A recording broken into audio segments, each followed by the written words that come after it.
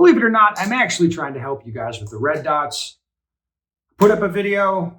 Now let's read the comments about your red dots.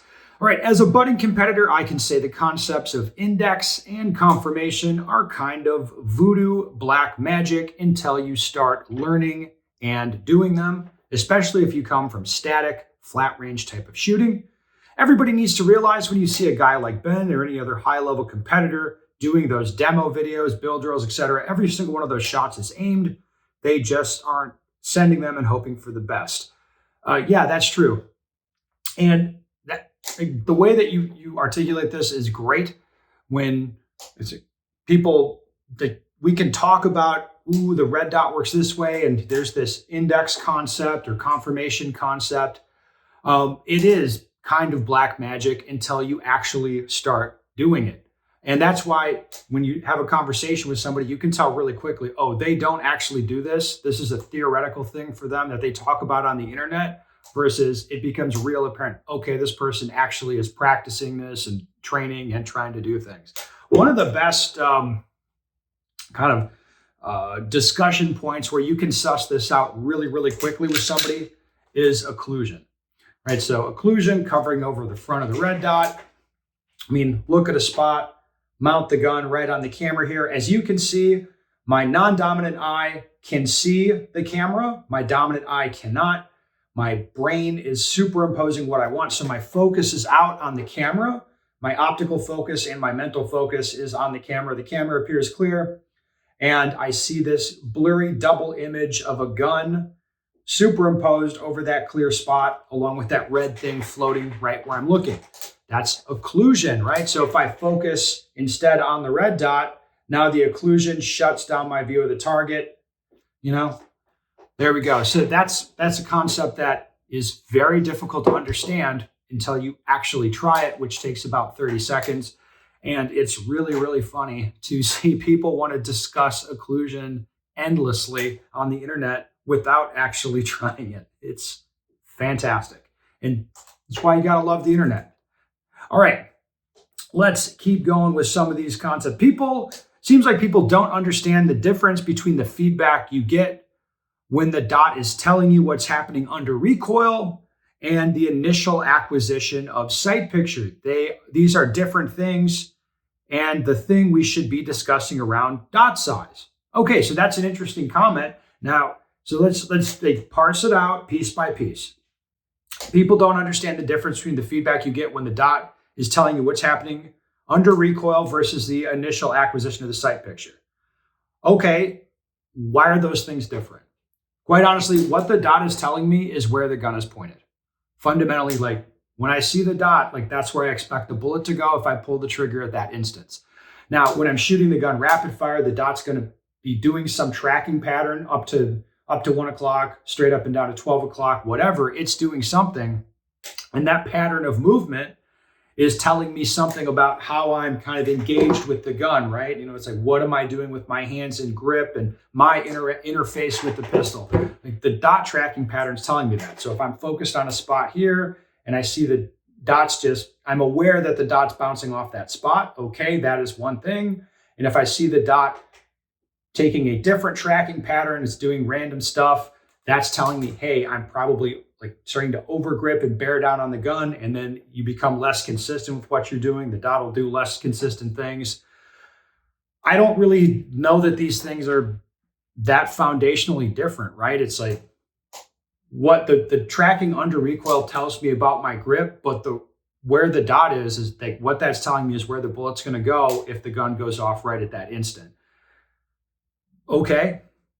I don't know how this interfaces with dot size. The size of the dot is just going to be like how apparent that tracking pattern is. But if you're actually shooting these things and get experience with them, it's like, again, it's telling you the same information. It's just a matter of what is your preference as far as that picture? How big do you want the red thing to be? How bright do you want it to be? Maybe you want it to be a green thing. Maybe you want it to be some goofy reticle, but the same information is going to be there in any of these cases. It's just a matter of your preference with how you read it. All right. I know I'm not the best shooter, but I know my brain doesn't do a good job of focusing on more than one thing at once. Nobody's brain does a good job of focusing on more than one thing at once. People suck at multitasking. Typically, you can cue in on one thing at a time, especially from a training perspective. Everything else is going to run in the background. You just key in on the one thing you want to key in on.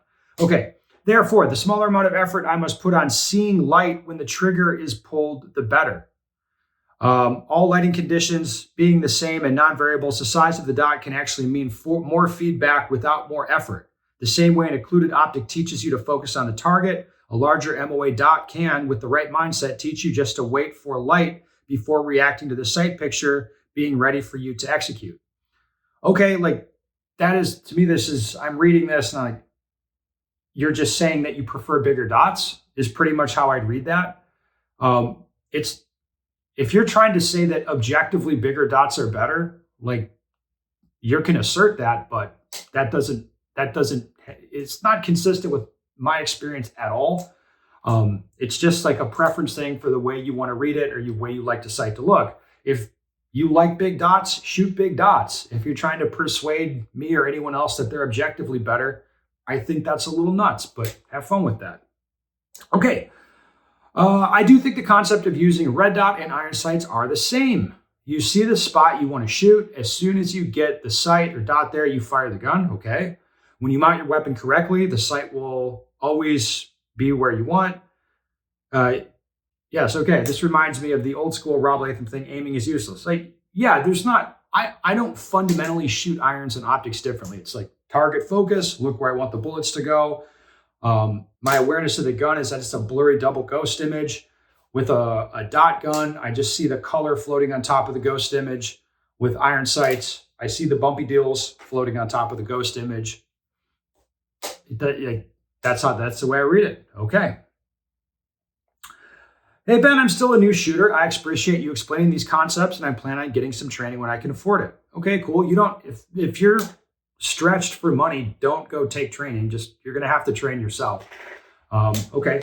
Could you elaborate a bit more on the part you mentioned by indexing in different positions? For example, if I'm in a position that I have not developed an index for, will my indexes that I have developed in practice shooting positions make it easy to put the dot on your target? I'm picturing if I had a SIG and it blew up one of my legs, I'm now standing on one full leg, one half leg at a reduced height of say 4 feet, half of my body, kind of creating a diagonal hunch shooting position. Should I expect to find a new index quickly with the previous index I've practiced?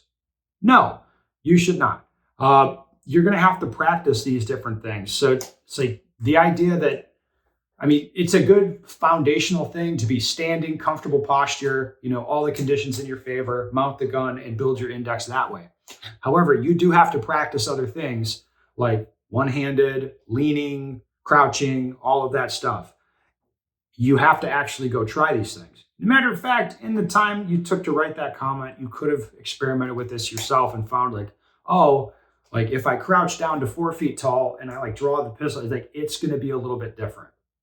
Now, people learn it through an intuitive process of actually practicing, and then they'll learn kind of the outline of the housing of their optics. So here, this Defender XL, it's once the optic I become kind of unconsciously aware that the optic squares off and the red dot's right there, you kind of get a picture for what the gun's going to look like and what the gun's going to feel like in your hands. But it takes training. There's not a way around it. So don't think that you just, I practice standing and then I'm going to be good no matter what. No, you'll get a good grasp of the way it works, but you do have to try other things, especially weak-handed and stuff like that. All right, Ben, could you explain why experienced competition shooters seem to prefer dots with bigger window sizes? I've been shooting a red dot sight with a medium window size and recently tried a 507 comp with a considerably bigger window. The bigger window didn't seem to bring any advantage and it felt sort of annoying, if anything. Okay. Yeah, it depends on the way that you're using the gun and what you're trying to get out of it. Bigger isn't always better in terms of the window size. Good example for that on the rifles I have a lot of Holosun 510s. The objective window on those is really big. It's a little bit extra. It's not really necessary. It doesn't annoy me, I wouldn't say, but I'm not sure that there's value in it being that big. Now, What is to consider the way that this thing works. So you have an emitter, it's going on the glass, it's bouncing off. The bigger the window here, the more awareness I'm going to have of the dot. Like, so it gives me margin for error. So if I have a small objective window, that index that I've developed has to be pretty much bang on, right? The bigger the window gets, the more margin for error I'm going to have. And then there's kind of some unconscious correction that happens. So let's say if I mount the gun and it's a little bit sideways, I might still be, in this case, I have the gun slightly torqued over in my hand. The dot comes up into my awareness on the right side of the window, and then it would just intuitively, the red would go to where I'm looking, even if my grip's a little bit off. Think of the bigger the window, the more margin for error you have as a shooter with that index. The other thing that people pay a lot of attention to as far as like competitive shooters or people that shoot in a performance type way is they want to be aware of the tracking pattern of their dot under recoil. So if I have a bigger window, that means, there's a lot of variables here. There's gun size, weight, all of these things. But basically, bigger window means it's way more likely that your dot tracking pattern is never going to leave the window, and you're going to have awareness of your red dot even in recoil, kind of no matter what. Now, that's a preference thing. Like, for example, my PDP setup, I think a 4¼ inch barrel PDP, that gun's just snappier than other guns. And I have a smaller I forget which dot I have on there. But anyways, I would say it's a cruiser size, like a smaller window, more appropriate for carry. Every time I pull the trigger on that thing, the dot leaves my awareness. Then it comes back. Now, is that a big deal? No, it's not a big deal. But a lot of people react. So the dot leaves their awareness under recoil, and they want to react and torque the gun down to keep awareness of the dot. It's a preference thing. It gives you, like I said, bigger window, more awareness, but it's not a deal breaker, like shooting wise, to have a smaller window and lose awareness of the dot in recoil. It's just that competitive shooters are typically not going to like that. All right, let's keep going. Get another comment here. Thanks, Ben. I took your class last year with Joel. I can confirm your method works. I'm left with one specific question regarding occlusion. Do you consider it a training tool only, or is there a benefit to leaving it on during actual competition? That's a good question. So again, the occlusion covering the front of the dot here, it's a good training tool. It's something that anybody halfway serious should at least try, play around with, dry fire, live fire, all of that stuff.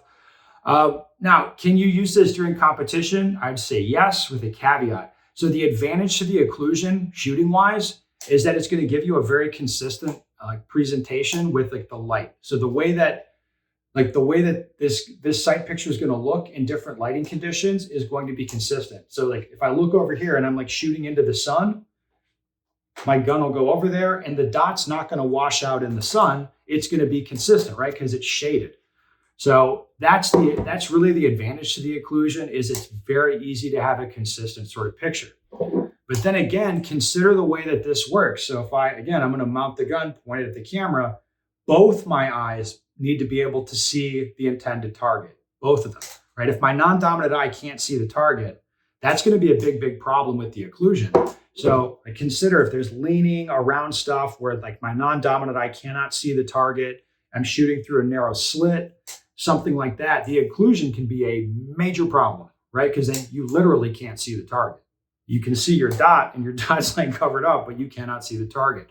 So that's going to be on the struggle bus. So as long as you're going to be competing and you don't think those circumstances are going to present themselves, like you would be okay to use the occlusion if you prefer it.